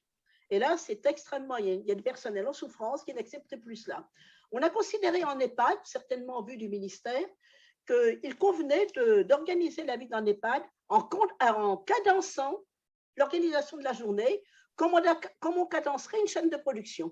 10 minutes pour la toilette, 5 minutes pour autre chose, et ainsi de suite. Donc, ce n'est pas du tout comme ça que ça marche, parce que dans une chaîne de production, ce sont des produits inertes, et je crois que l'humanité, qui devrait d'ailleurs présider à l'accompagnement des salariés, ne concerne pas le produit. Donc là, il y a cette vraie difficulté. Alors, il y a aussi une deuxième difficulté, c'est que j'en viendrai aux difficultés de recrutement en général. Ce que nous trouvons dommage aussi, c'est que, les postes budgétaires ne trouvent plus preneurs, que de nombreuses émissions ont eu lieu pendant la crise sanitaire, et que malgré tout cela, en fait, on s'aperçoit pour des raisons qu'on ne s'explique pas, qu'il y a beaucoup de personnes qui travaillent pendant des mois, voire des années encore, et dans tous les secteurs, en CDD. Certains CDD étant renouvelés chaque mois. Comment est-ce possible? Et quand il y a des contrôles à exercer, en voilà bien un à exercer, parce que là, vraiment, ce n'est pas du tout normal. En ce qui concerne les aides à domicile, on était au point de ne pas être payé à la hauteur du SMIC. Et qu'il y avait des années qu'il fallait régler le problème. Et enfin, l'avenant 43 à la convention collective a permis en sorte qu'il y ait des rattrapages conséquents de rémunération, puisqu'on a eu une rémunération qui a progressé de 13 à 15% au 1er octobre 2021. Alors, elles sont en fonction de la possession du diplôme d'auxiliaire de vie et de l'ancienneté. Alors, ce qu'il faut savoir, c'est que la plupart des aides à domicile sont en CDI, mais sur un CDI décompté en temps de travail annuel. Parce qu'en fait, il y a forcément des fluctuations chaque semaine liées au fait que les personnes auxquelles s'accompagnent peuvent être hospitalisées et puis qu'aussi elles décèdent. Donc, il y a là une répartition à faire.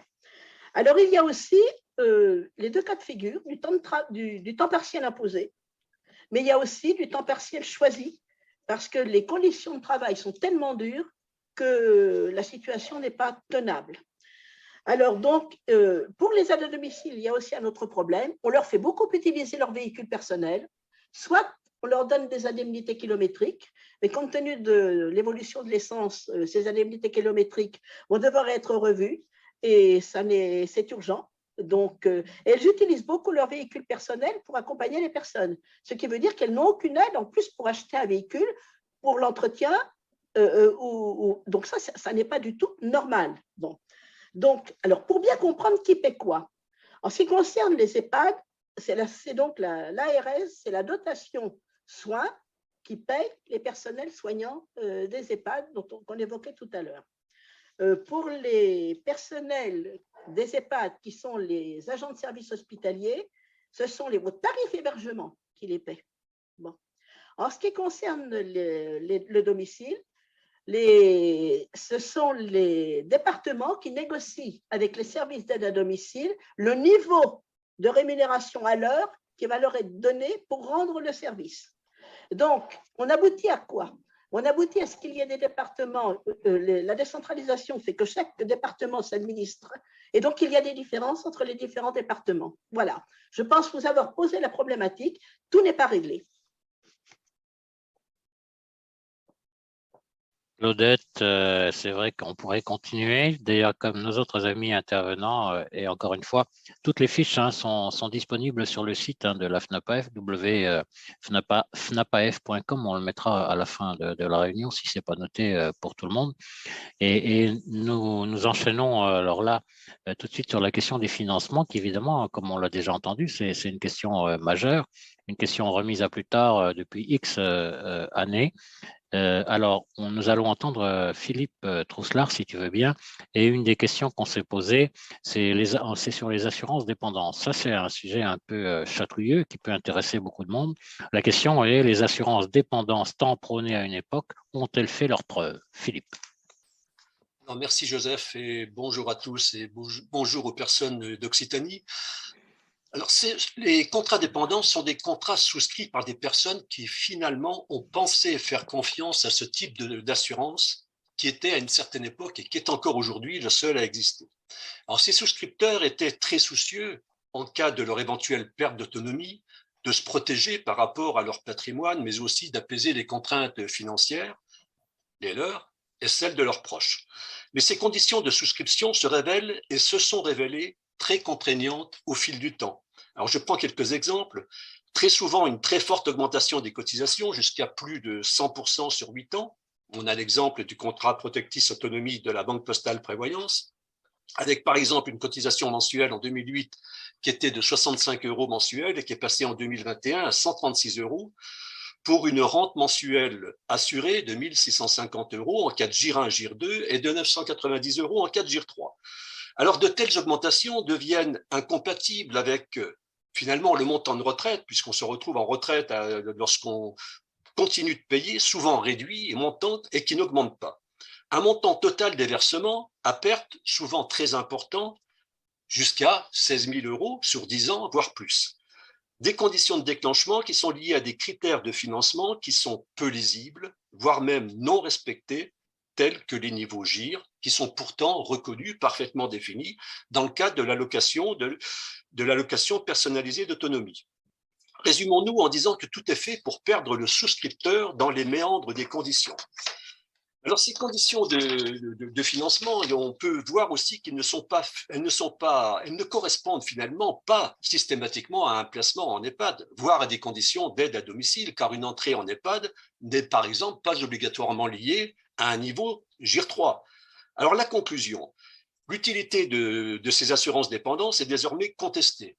L'enjeu est de trouver un autre moyen d'affronter cette problématique de la dépendance, confère le rapport Libaud de 2019 sur la concertation grand âge qui en fait état clairement. Mais nous ne pouvons pas abandonner, je dirais mettre sur la touche, tous ces souscripteurs qui ont finalement voulu se protéger eux-mêmes, mais aussi leurs familles. La confiance qu'ils avaient donnée dans ce système doit être respectée.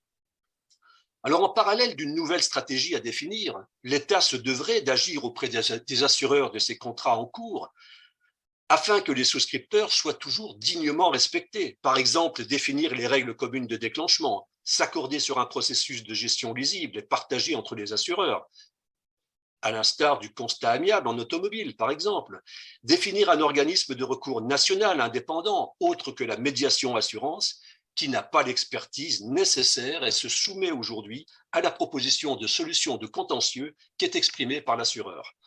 Créer un fichier national des souscripteurs afin de faciliter la connaissance de ces contrats par les familles qui sont souvent non informées de la souscription par leurs proches qui sont devenus en état de dépendance. Permettre aux proches la gestion des dossiers indépendamment de la reconnaissance de protection juridique telles que tutelle, curatelle, etc. Et enfin, définir au bénéfice des souscripteurs qu'ils voudraient des conditions de reconfiguration de cet actuel contrat dans tout nouveau système qui reste à définir. Joseph, j'en ai fini pour cette partie. Bravo, Philippe. Et tu vas enchaîner avec… Bon, ça, c'est un sujet sensible, et c'est vrai hein, que, une fois que… Enfin, je donne mon avis là. Pour une fois, c'est pas le tout d'abandonner ce truc parce que tous ceux qui ont misé là-dessus, il ne faudrait peut-être pas les laisser tomber comme ça. Et alors, tu as une deuxième question que tu as traitée, Philippe, et la question était à quoi servent toutes les études très documentées, parce qu'on le sait, hein, enfin tous ceux qui sont concernés, qui ont regardé un peu ça, ça fait de nombreuses années qu'ils ont des études très documentées, très sophistiquées, qui ont été faites sur la question des financements et des dispositifs. Mais qu'est-ce qu'elles sont devenues et quelles sont les meilleures solutions de financement? Telle est la question. Merci Joseph. Alors difficile en quelques minutes de traiter un tel sujet. Je vous renvoie à la fiche. Alors nous avons vu dans cette fiche précédente l'importance de définir un financement de dispositifs de prise en charge de la perte d'autonomie. Nous devons en effet être très vigilants pour ne pas focaliser nos exigences sur la seule considération du service rendu, par exemple en EHPAD, même si celui-ci est des plus légitimes. Mais alors, comment financer l'accompagnement? Aujourd'hui, quelle est sa situation? Comment se finance cet accompagnement aujourd'hui? Alors, les exemples sur ses propres revenus, souvent de retraite, sur son patrimoine, grâce à l'aide des proches, les enfants, les petits-enfants, et ceux considérant les aides financières qui peuvent l'alléger, comme par exemple l'allocation personnalisée d'autonomie, l'APA, qui est versée par le département d'origine. Alors, dans cette recherche d'une solution de financement, posons-nous maintenant la question de la ventilation actuelle des dépenses publiques. Un constat rapide. Alors, comme il est écrit dans le rapport de l'atelier Nouveau financement du rapport Libaud auquel je faisais référence tout à l'heure, je le cite, les dépenses strictement liées à la perte d'autonomie des personnes âgées sont difficilement identifiables. On peut les répartir sans détail donné entre la sécurité sociale, l'État, les exonérations fiscales, l'aide au logement, les départements, l'APA par exemple, la Caisse nationale de solidarité pour l'autonomie, la CNSCA pour le financement de l'APA et l'établissement et de services spécialisés. Alors quelques chiffres quand même, tout cela donne un total de 24 milliards d'euros, sachant que le PIB de la France est de 2303 milliards d'euros par exemple en 2020. Ça correspond en fait à un point du PIB, 1% de PIB. Mais ce total, il est réellement de 30 milliards d'euros si on rajoute tous les financeurs confondus, soit 1,3% du PIB. Et c'est là où c'est intéressant d'avoir quelques comparatifs. Le chômage actuellement 1,9% du PIB, l'enseignement 5,1% et la défense 2% du PIB. Cette recherche de financement, elle se confronte à des problématiques, je dirais, sociétales, comme par exemple la part croissante de la population âgée, la décroissance de la population active, quelle est l'espérance d'une vie en bonne santé, la dispersion géographique des familles qui rend l'aide familiale de plus en plus difficile, et puis quelle sera l'évolution économique future? On voit bien dans la période actuelle et le rapport avec la croissance. Alors, il y a d'autres, je vous le renvoie à la fiche pour les autres exemples. Faisons à ce niveau-là une comparaison internationale.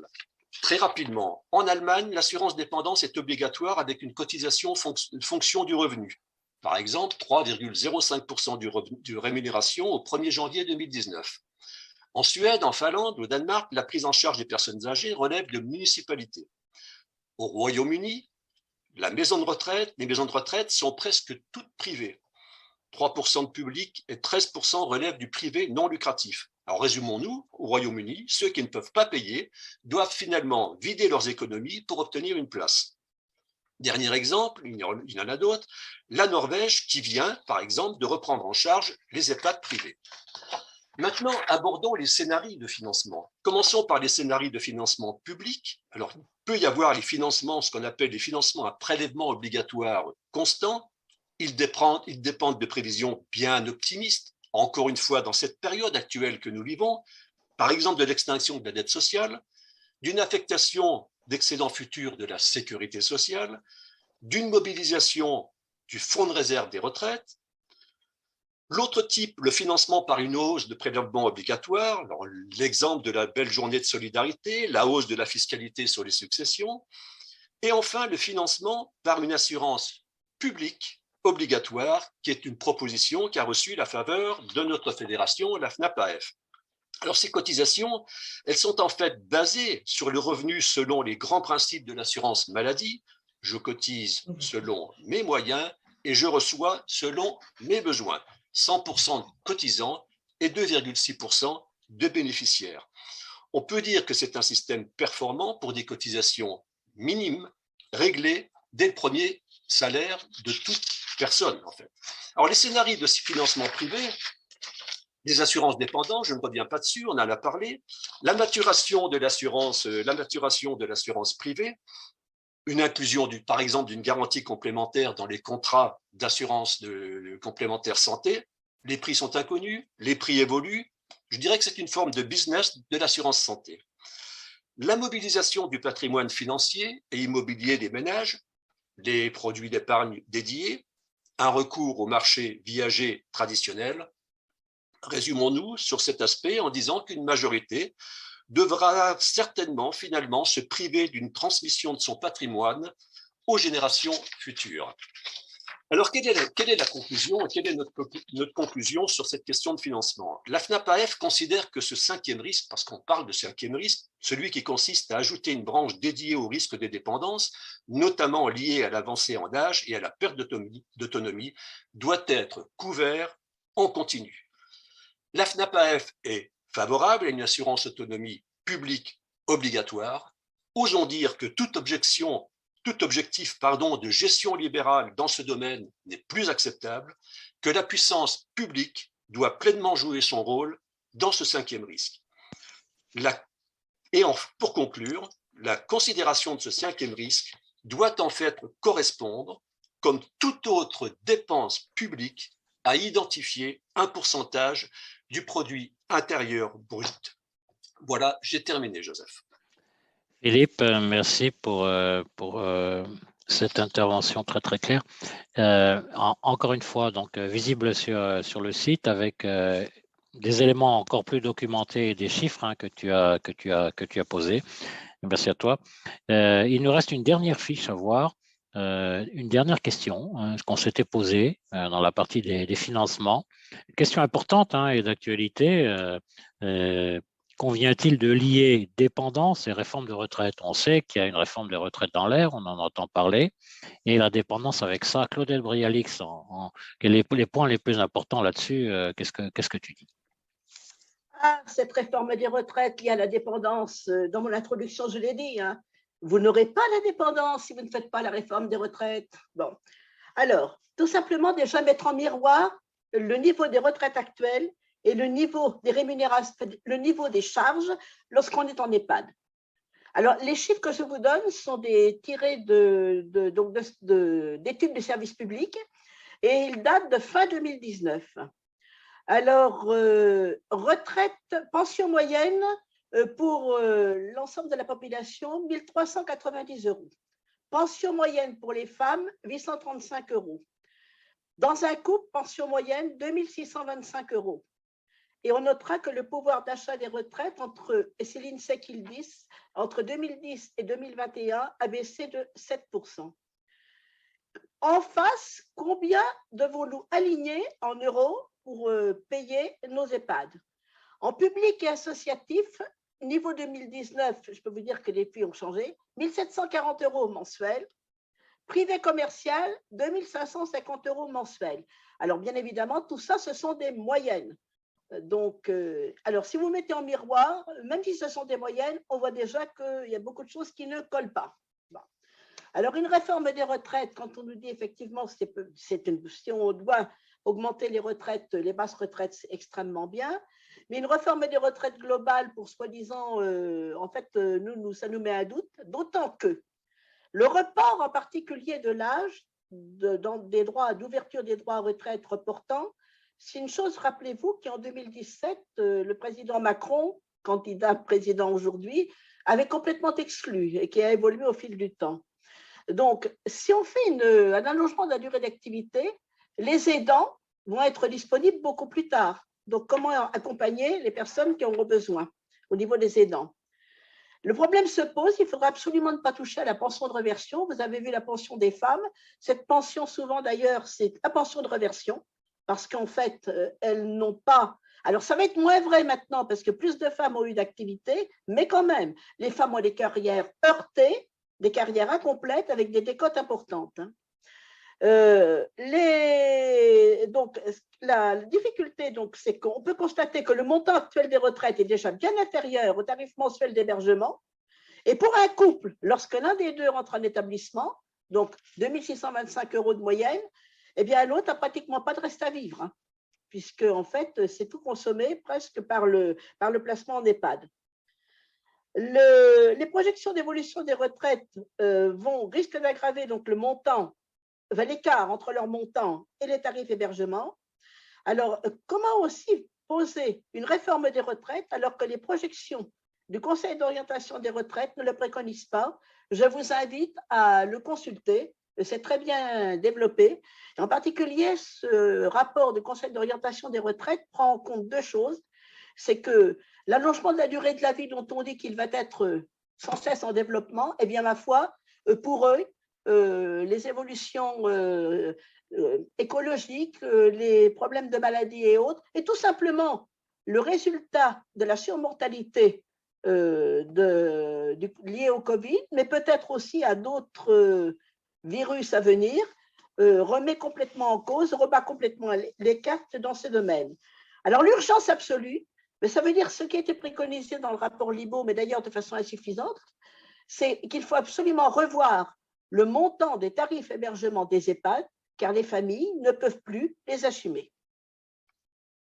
Voilà, Joseph. Eh bien, Claudette, c'est bien envoyé.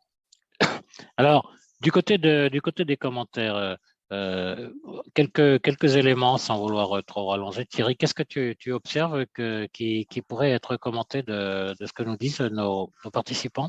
Je vais faire court parce qu'il y en a une qui, en définitive, résume les autres et est au cœur des questions sur le financement.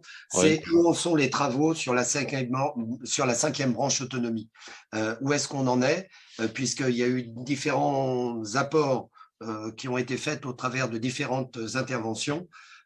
J'ai cru comprendre à titre personnel que la CNSA s'était vu attribuer le rôle de gestionnaire définitif de la cinquième branche. Donc peut-être faire des distinctions entre cinquième risque, cinquième branche, parce qu'il y a des enjeux énormes de l'évolution de la sécurité sociale. Je crois que ça va être un des enjeux du prochain quinquennat. Il y en a plein d'autres, mais Alors, ok. voilà.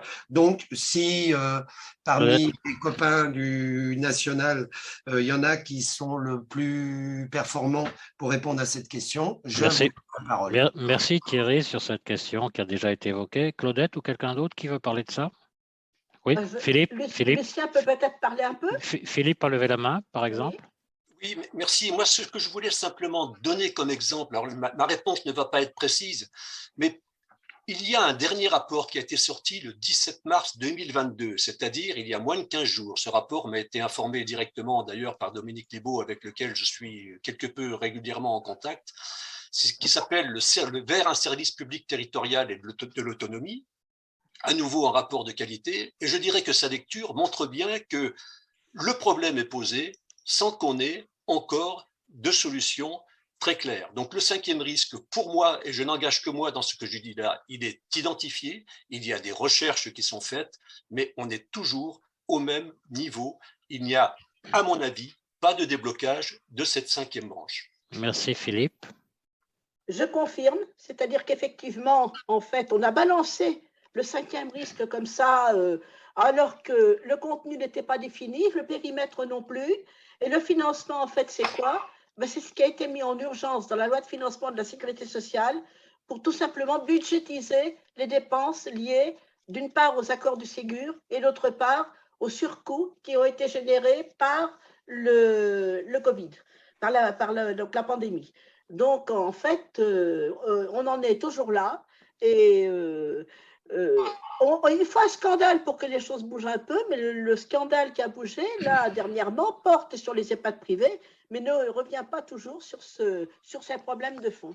Non, c'est pas ça qui va pour l'instant changer la barrière de l'âge et les financements, malheureusement. Claudette, nous approchons de la fin du temps que nous nous étions donné pour cette conférence, la première. Alors, je vais te laisser la parole pour la conclusion et rappeler quand même auparavant, d'abord, présenter mes excuses à nos participants et aux intervenants. On n'avait pas tous les éléments pour faire l'essai avec les vidéos. C'était censé marcher, donc et voilà, mais nos plus plates excuses pour ça.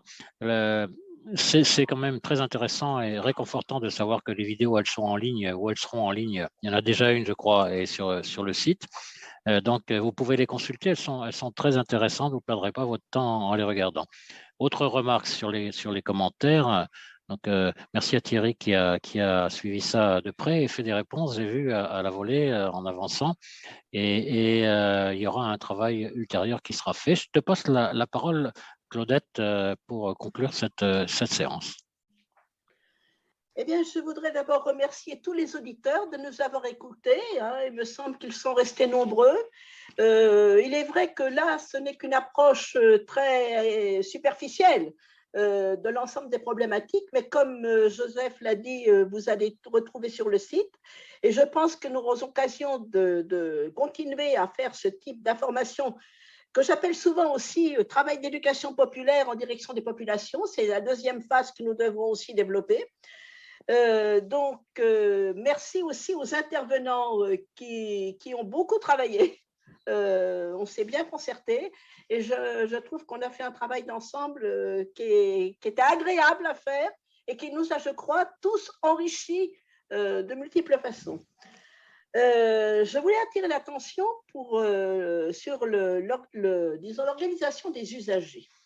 Le secteur de handicap, qui donc est très structuré et qui gère même des établissements, est structuré depuis 80 ans.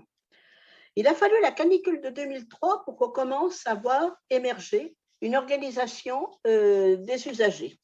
Et la CNAPAF remonte à 2005. Le problème, c'est que c'est difficile de continuer avec les usagers. Pourquoi? La vieillesse, ce n'est pas porteur, je vous l'ai dit au début.